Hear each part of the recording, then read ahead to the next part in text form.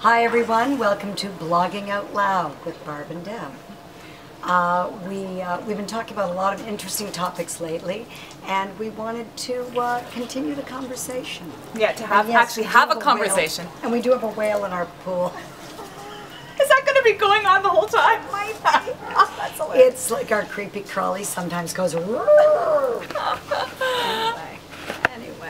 So the topic we'd like to talk a little more about today is the idea of an empty nest. Yeah, because I don't know when we're going to put this on our blog, but just for a timeline for you guys, last week was the week that I wrote the blog about how I felt this kind of low-grade blues and really wasn't sure how I was going to navigate that. And when I sent the post for Deb's response to her, she phoned me that night, and I had sort of been navigating that blues feeling and not really sure what to do with it and how to, but figured, you know, it was all going to work out. And when Deb phoned me, basically the floodgates just opened, and I just After she said, "Don't phone me." Yes, I did. I said, I'm going to be okay. But what did you say that opened the floodgates? You said that you related.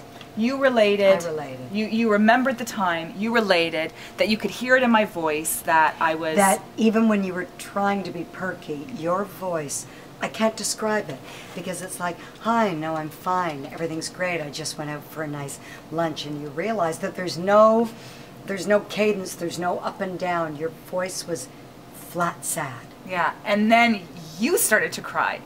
And in that way, I which was adorable. But what was funny is that was a tipping point for me that I didn't realize I was so close to. I didn't realize I was that emotional about the whole thing. I thought I was sort of nursing these blues. And so I started to think about a little bit more about what I was experiencing and what it meant. And I kind of went more blues before I got less blues. But what I really was struggling with and what I wanted to talk to you guys about was this sense that I'd come to this period in my life where my job as a mother was done. I mean, I know that I'm always going to be communicating with my kids and all of that, and they're going to need me and all of that. I do know that. But that I had finished this thing, and here's the worst part, that it was the one thing that I was good at. Now, it's great to feel that you've done a good job. You felt it was the one thing you were good at, Exactly. not that it is. Yeah. Fair enough.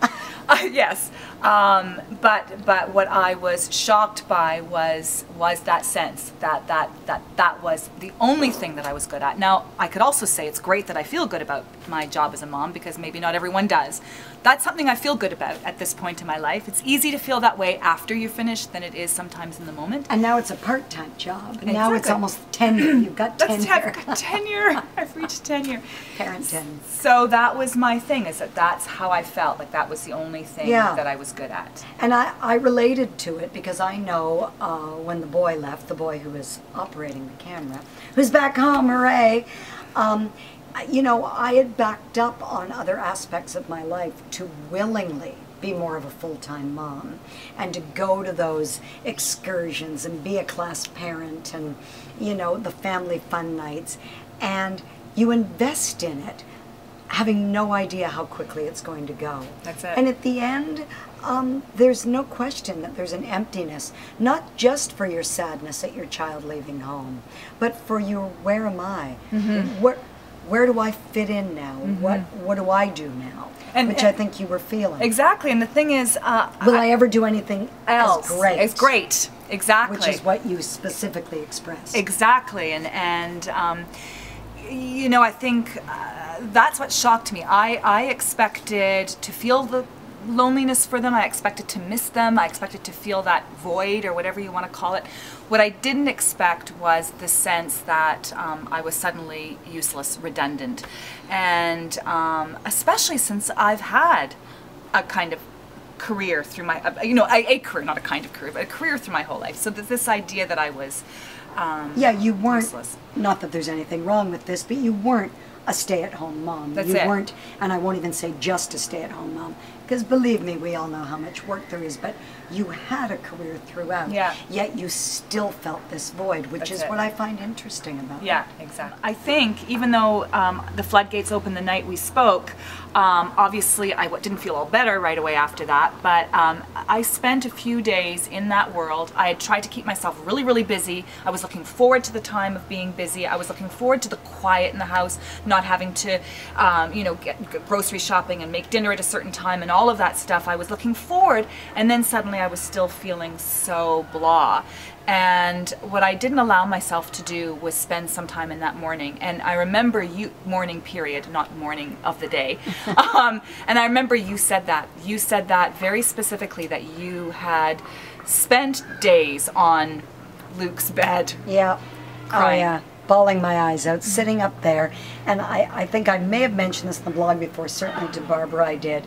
The idea that I was so grateful that Luke and I hadn't spent a lifetime fighting about how messy his room was, because I knew all too soon it would be a pristine, empty room, and it was. And I mourned it, and I chose to feel lousy, because I felt our relationship and the ripping apart of that geographical part of our relationship was worth the mourning. Yeah. So I did the old, I felt like crap until I didn't anymore. Yeah. And a lot of you on the blog in your comments on that day did advise me to do that. People sent me private messages. Everyone said, you know, take your time with it. And I didn't believe you, or didn't trust that. Liars. Idiots. Idiots. Idiots. You're all idiots.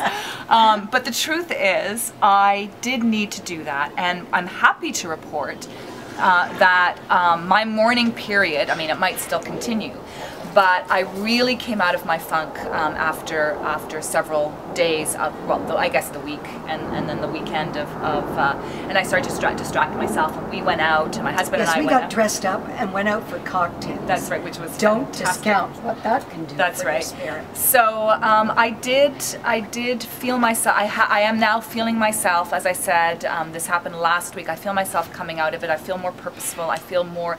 I'm taking a creative writing course. I'm starting to force myself to do things that I like, but I also respected that mourning period that I needed, and that would be my piece of advice. And you know, from the other side, and I say this without shame in front of the boy, you get over it, because you realize I'm worth everything. I'm worth my life. I'm worth, and as I said to you one day, the real turning point for me in missing him horribly was thinking about the state we were in. I was unhappy. He was happy and fulfilled. That's right. So when I focused on, he's down in New York, he's having the time of his life, he's learning, I thought, this is what you did it for. Yeah. Yeah. This is what you did it for, to produce a man, in my case, who is happy and is going for it and taking chances that I wouldn't have taken, which is having the nerve to go to another country to school. Yeah. And so when I took on his energy, I became happy. Yeah, and I mean that obviously is really important. And actually Phil said something so helpful to me too in my mourning period. He said, you know, don't forget that all of that energy, even though you were doing your career and having all these other things happening at the same time as you were raising the kids, don't forget you were channeling primarily, first and foremost, your energy into your children, into watching them grow up and taking care of them and managing all the things that needed to be managed. Now that they're gone, you're going to have, all that energy is still going to need a place to go. And that energy is going to be extremely positive and extremely beneficial. And then you're going to stop taking their calls. That's right. I'm going to be too busy. I won't, kids, I won't. Just anytime. Call her. Don't be afraid, you can call her. Yeah. Yeah, so there you go. So it's good, and Yeah, you're on your way. I'm on track. Okay, thanks for listening. Yes. This is Barbara and Deb's Blogging Out Loud.